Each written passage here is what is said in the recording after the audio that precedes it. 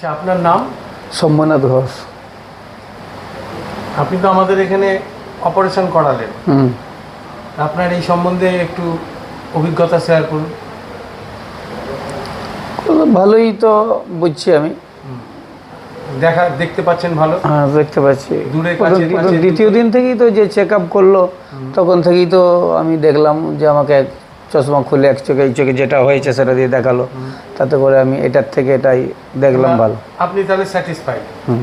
আচ্ছা, আমি একটু এটা পড়াবো, আপনি একটু পড়ুন তো। খালি চোখে ডান হাত দিয়ে ডান চোখটাকে ঢেকে পড়ুন এটা। সংখ্যা এক, বিরল কর্তব্য একদম সবচেয়ে ছোট কারণে, হ্যাঁ, কোর্টে